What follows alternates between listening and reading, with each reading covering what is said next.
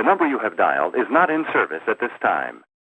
Hey guys, I am Trent for Trent Sense, and I am wearing this Nokia Connecting People t-shirt not only in honor of the E7, but also to honor the wonderful folks from WomWorld for giving me this t-shirt on my trip to the CTIA Wireless Trade Show in Orlando, Florida. As soon as I unboxed the E7, it was everything that I had dreamed of and more. The build, construction of the device is just amazing.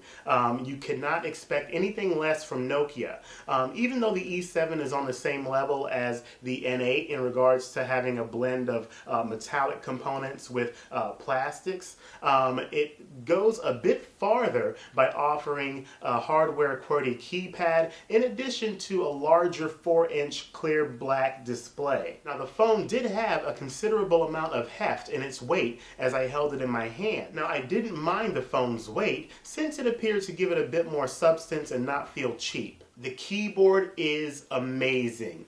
Period. My everyday usage with the QWERTY keypad really allowed me to have speedy thumb typing when it came to composing emails and Word documents on QuickOffice. Having an ample number of rows in addition to great tactile feedback on top of a space bar finally being in the center, the E7 was a great upgrade from the N900, the N97, and the N97 Mini. Now even though the sliding mechanism on the E7 is very sturdy and high quality, I must warn you that there were a few times when I almost dropped the phone in activating the slider. So you have to be very careful and be sure that you're holding it securely when you're getting access to the keyboard. When it came to signal reception for AT&T 3G, the E7 was no different than the N8 in granting me a reliable connection for voice calls and data. Audio quality for voice calling on the earpiece and the loudspeaker really proved to be a very good experience with much clarity, especially since there was a second microphone for noise cancellation. That's one.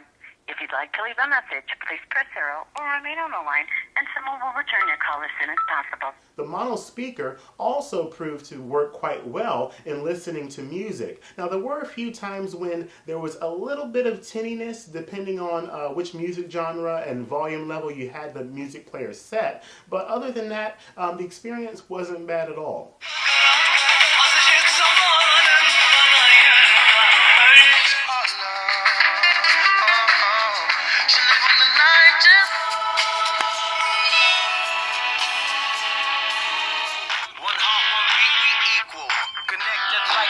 Internet united.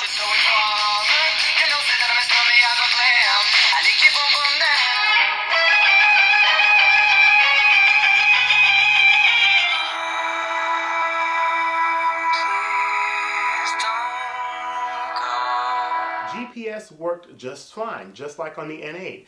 As far as using it for GPS tracking with Sports Tracker and navigation with OV Maps, I had no trouble in getting a signal lock in a timely fashion. The 4-inch clear black display really did give a great experience in watching movies. The colors were very vibrant, the blacks were extremely dark, and I have to say that even though I think it was just a hair below that of the Super AMOLED quality on the Captivate, watching videos was still a pleasurable experience for me.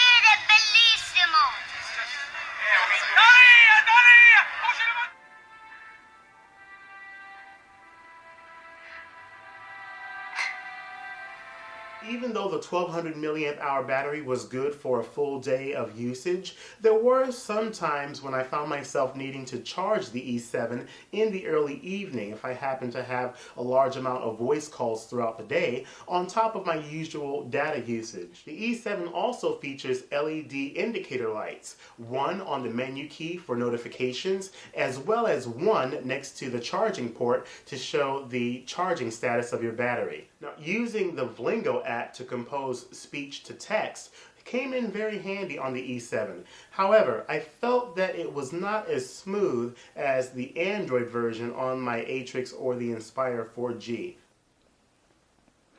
Send text message to Pizza Hut. Hey there, period. I would like to make an order for a pepperoni pizza.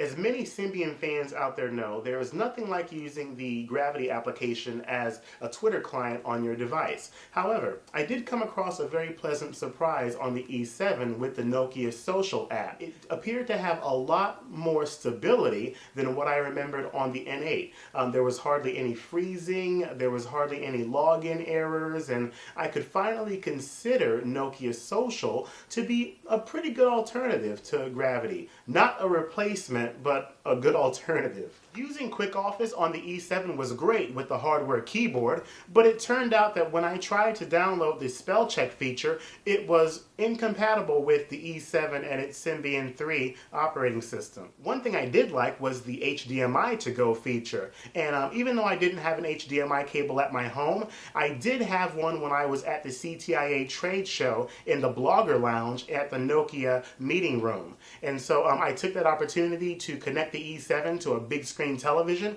and it turned out to be a very impressive experience.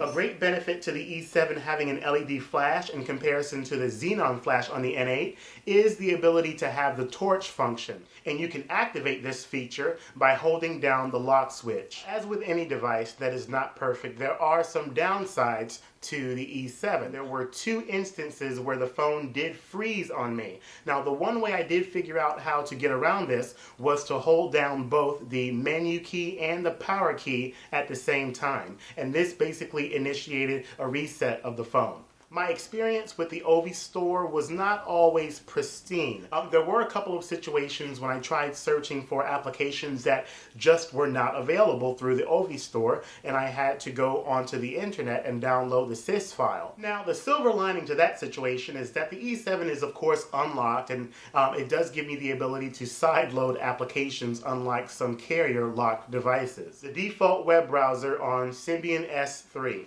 I have no words for it. It's basically the same that it's always been. Very craptastic, very sluggish, very unintuitive, and nothing more than a perfect opportunity to try out the Opera web browser instead. Aside from the default web browser being so craptastic, you can rest assured that it still supports flash video playback. Now, some people could complain about the lack of a portrait QWERTY keypad on the touchscreen of the E7, but the touch keypad is so unreliable to me in comparison to Android, iOS, and Windows Phone 7 that it really doesn't even make a difference to me. As long as I have the hardware QWERTY keypad, I was basically all right. I will forever have a disdain for the fixed focused camera that Nokia has introduced in its gadgets. I'm sorry. I do understand that it is a capable and sufficient camera for your everyday average shot. But in those moments when you want to take a close-up shot, it just falls short and becomes a failure to me. I'm sorry. So in the future, I hope that Nokia can go back to autofocus and get away from the fixed focus thing. Shooting HD quality video with the fixed focus camera turns out to be a very good experience with amazing audio capture in stereo. Now, depending on how you want to use your phone, you may want to stay away from the E7. If you're all about writing emails and Word documents and you need to have that keyboard experience and you love having the S3 touch experience on a Nokia, the E7 is the phone for you. However, if you're all about the camera experience and shooting videos and taking pictures, especially macro shots, you're going to have to stay away from the E7 and its fixed focus lens. That's all there is to it. I also have to say that Pentaband 3G is a genius idea, and I applaud Nokia for it. I really do. It allows me, as a GSM user, to have 3G data access on either AT&T or T-Mobile, and I can't ask for anything better. As far as not having a micro SD card slot, I really didn't find it to be too big of a deal breaker. I mean, at the end of the day, as long as you've got USB on the go, you can always attach a thumb drive with other media files in it. Even though I had driven myself crazy over the eventual release date of the E7, I have to say that I didn't end up being 100% satisfied like I thought I was going to be once I got it. True, it turned out to be a very great upgrade from the N8 in offering a hardware keyboard, but at the same time, the keyboard and the bigger 4-inch screen really could not dim the fact that the S3 operating system just could not measure up to what I was used to on Android. As a Symbian user, I would have to say that the E7 is a very nice contender up against other hardware QWERTY devices. With all of that being said, I'm Trent for Trent Sense. All of you guys take care and stay safe.